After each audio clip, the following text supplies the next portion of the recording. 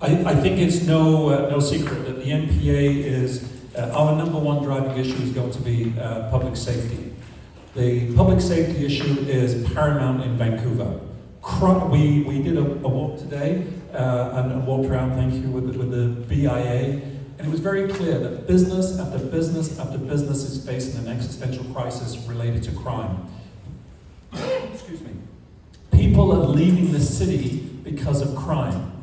People are leaving the downtown because of crime, and people are afraid to walk around. The NPA has a slate of candidates, most of whom have a responsibility or connection to public safety. And that's by no accident. We know that this is going to drive the city forward over the next 4 years. We know it's what is keeping people awake at night.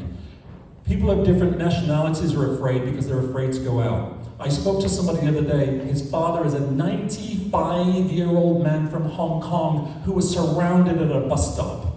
It's absurd. We have to make sure that everybody is safe. So from the NPA, thank you. We're going to do everything we can to make this city move forward. We're going to work on public safety, housing and affordability. Thank you so much. Thank you, Fred. And now I'll move over to Ken to give us final remarks. 1 minute? Yes, please. My name is Ken Sim, as you all know, and I'm running for mayor again, and I represent ABC Vancouver. And we're running basically on the same issues that we did 4 years ago, which is affordability, livability, and safety. And I do want to stress that myself and most of us in our party are not career politicians. For me, myself personally, this is not a stepping stone to become a premier or prime minister. I just am another concerned citizen who truly believes that we have a brighter future in the city of Vancouver for all of us and our kids and our grandkids. The one thing I do want to stress is we don't base anything we do on ideology. If you can see our logo here, you'll see there's a red, there's a blue, and there's an orange. That was done by design. It represents federal conservatives, federal liberals, and federal NDP supporters. And if we were A, B, C, D, the fourth letter would have been green, because we all love the environment as well. What we've asked all of our people to do is leave their colors at the door and help us solve the challenges that we have in our city. And I'm super proud of our team. They're incredible. They're my partners, and we stand shoulder to shoulder together. Thank you. Thank you, Ken. And now we'll go to Colleen.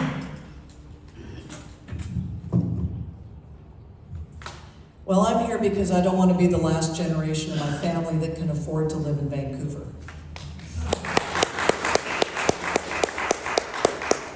You know, bottom line, if we can't afford to live here, what's the point? And I've analyzed over the last 4 years, and I have had the wonderful experience of being on city council over the last 4 years, but trying to get to the bottom of what's going on with the city and affordability, and it ties back to the city's business and financial plan. I won't get into it in detail, just know it's broken and needs to be fixed. Secondly, we need to be safe. If I'm afraid to take the kids to the playground, I've fortunately gained 2 grandchildren over the course of this term, and I'm afraid to take them to the playground, what does that say about the livability of our city? So we cannot deny the importance of safety and also the cleanliness, the services that we're supposed to be providing. Even driving down here, you know, trying to get around the potholes, we're not doing what we're supposed to be doing, and Team Together is going to be able to treat those wicked problems in concert. Thank you. Thank you, Colleen. And now Mark. We're at a crossroads at this time, and it's not about left or right. It's about whether or not we're going to be a welcoming, growing, thriving, diverse city with a healthy middle class, because that's a safer city. The other choice is to be an unwelcoming, shrinking, dying city of just the very rich and the very poor, which we're well on our way to becoming, and that's an unsafe city. So I want to make sure that Vancouver can be the social, economic, and cultural center of the Lower Mainland again, because we're not. Surrey is welcoming people. Burnaby is welcoming people. Coquitlam is welcoming people. But we aren't welcoming people. We don't have multifamily housing around our schools and around transit. We have schools that are going to have as much as 30% decline in enrollment. People are leaving not just because they feel unsafe, but because they can't afford to live here. Young people we need to get young people back. We need seniors residences in all our neighborhoods. Our mayor and his council came up with something called the Vancouver Plan, which is essentially a plan to make a plan, but there's lots of good ideas in it, but there are things that should have been done a long time ago. We should be able to have kids in homes near schools so they can walk to school, so they don't have to see a big fleet of cars. And when people talk, Thank you very much, Mark. and when people talk about the fact that we can build all this kind of housing in the land that we've already reserved for it, it means that we will have dying neighborhoods. Thank you. Thank you, Mark. Marissen.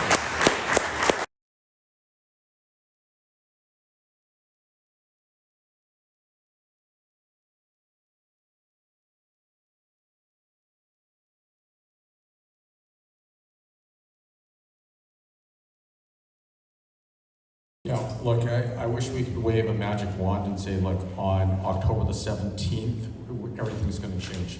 The reality is, the first thing we have to do is we have to get people out of the tents on our streets, and that's going to take a bit of time. We have to make sure that we have the right housing stock, and it's not just the City of Vancouver issue. It's a regional issue, it's a provincial issue, and we need the province and the federal government to step up to their accountability, which is on housing.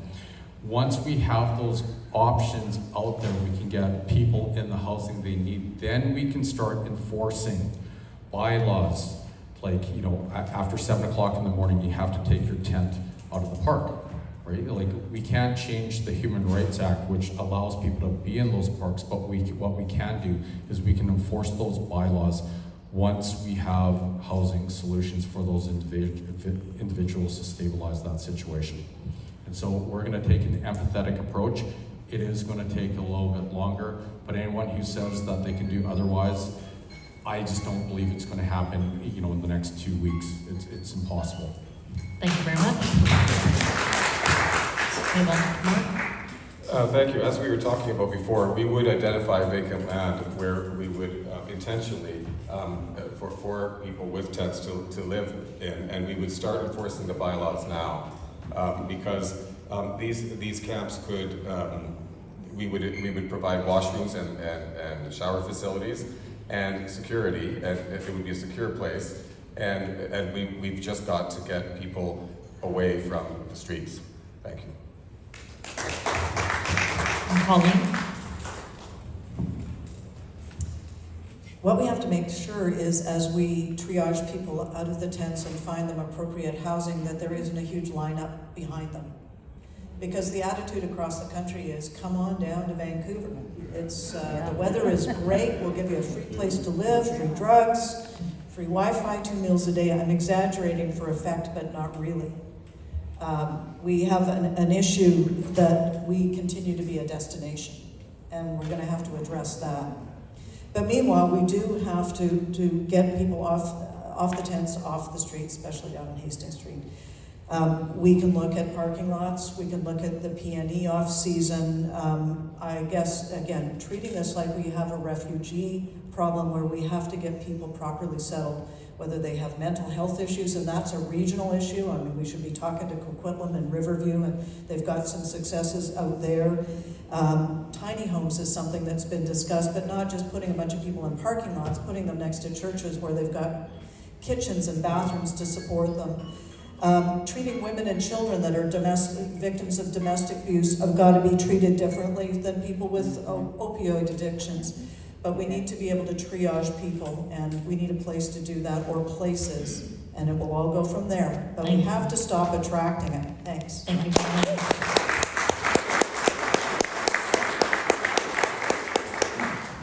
We're talking about a crisis level response, and we're talking about a lack of leadership.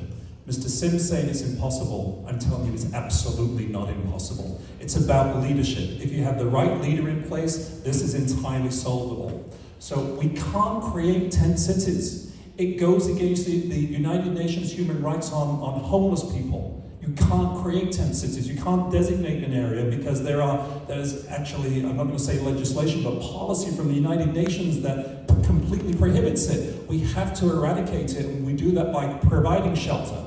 What we're going to do, and again, 1 minute is absolutely not sufficient for me to go into what we want to do, but there is case law. There's case law that will help us remove about 25% of the people who are Indigenous, and 10% of the people are actually veterans who fought in foreign wars. There's case law, which is Regina v. Guerin, Regina v. Sparrow. Now, if you look at them, and again, this is why 1 minute is not close enough, but they're going to allow us to force the government to pay the money that they're responsible to pay. Once we've used the case law, we're going to work onto the criminal law. We're a nation of laws, and we're going to use the laws to resolve these issues. And it will be compassionate, but we will resolve this issue. It's not impossible. Thank you.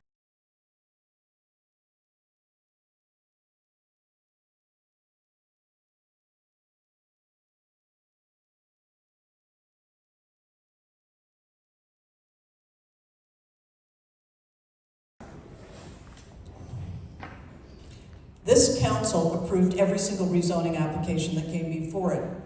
The city has a business model that it began in 2009, which it basically is promoting rezoning because it takes a piece of the action on every one of those transactions, either through CACs, DCLs, or a variety of other mechanisms.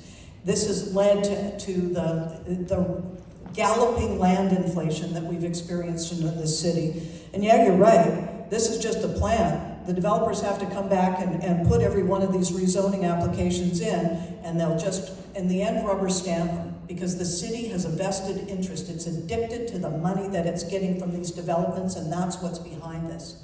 If you look at the data, we know what the census says in terms of population growth. We know what the regional growth strategy has said, and yet the city has set targets that are more than double peer-reviewed projections. Why? Because they have a vested interest in generating as much revenue as possible to fund the ever-expanding list of council priorities.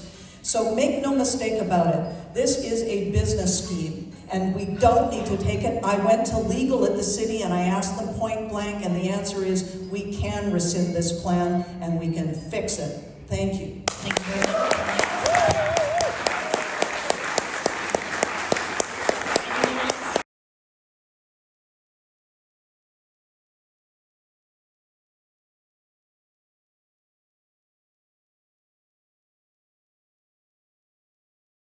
else? Yes.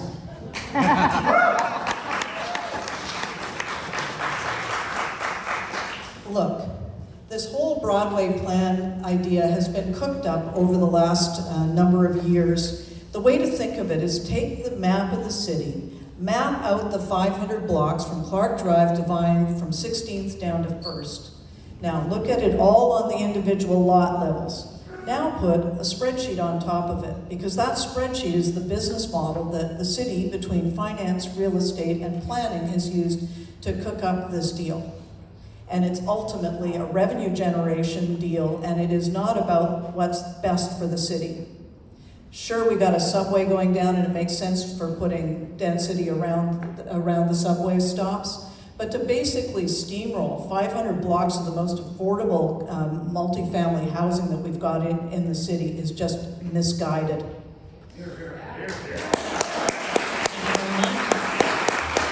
I could go on.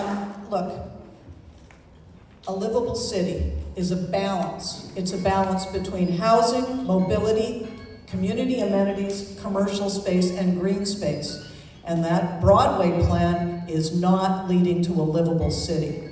Thank you very much. And I will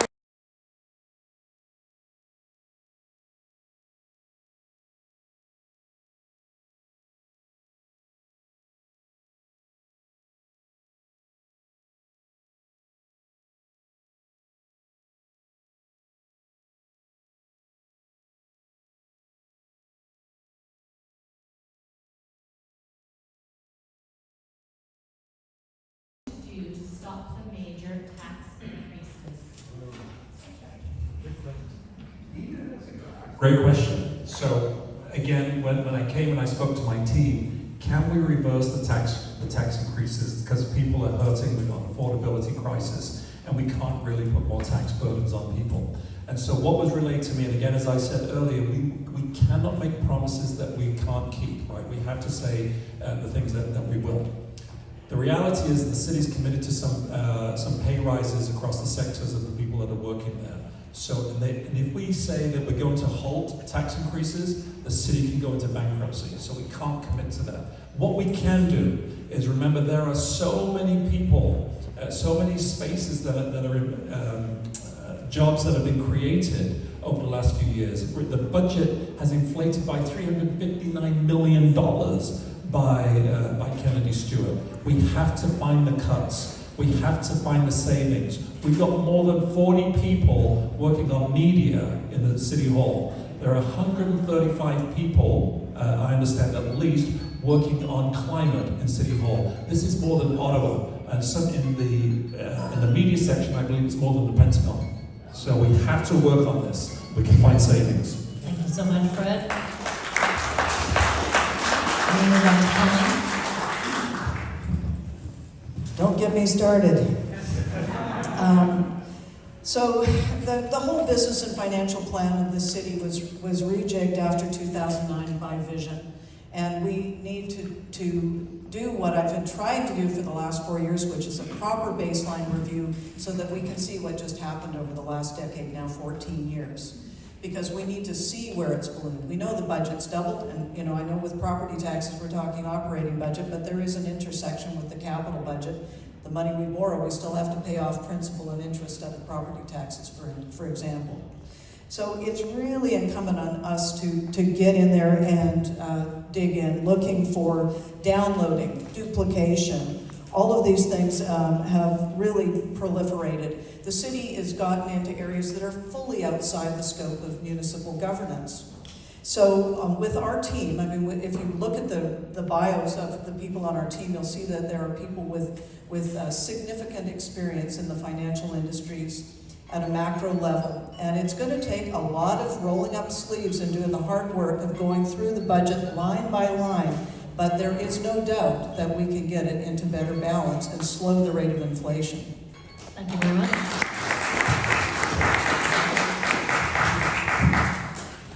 So I'm a chartered accountant by training, forensic accountant, former banker.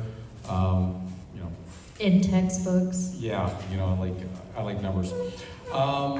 Look, we have about 6 things that we can do immediately. So we've already assembled a team of leaders in finance who are actually going to be ripping through the financial statements as soon as we're elected, and they're all going to do it pro bono. The second thing we're going to do is we're going to publish line by line the financial statements of the city for the previous 10 years and going forward. So everyone in the city has incredible clarity as to what we are investing and spending and wasting money on at the City of Vancouver. And I think it's super healthy. The other thing we have to realize is there's over $300 million of downloaded costs from the provincial and federal governments on services that the city provides. We'll continue to provide those services, but let's be very clear. The Mayor of Vancouver and Council, their fiduciary duty is to make sure that they take care of the interests of the residents of Vancouver. And we will make sure that the province and the feds step up to their accountabilities. And the last thing we're going to do is we're going to stop Kennedy's road tax, which will be a disaster for all of us in the city of Vancouver. Thank you. And now for Mark Marissen. Thank you. I will fight to make sure that the federal and provincial governments pay for what they should be paying for. And if I become the mayor, I'm not going to start paying their bills as the first order of business, like Ken Sim will when he's talking about hiring these police officers and and nurses. What Ken Sim has already spoken about is that may mean that he will be cutting flood protection efforts by the city of Vancouver. And that's a pretty big deal to me. To think that flood protection efforts aren't important leads me to think that maybe Ken Sim doesn't believe that climate change is real. So thank you. Thank you very much, Mark.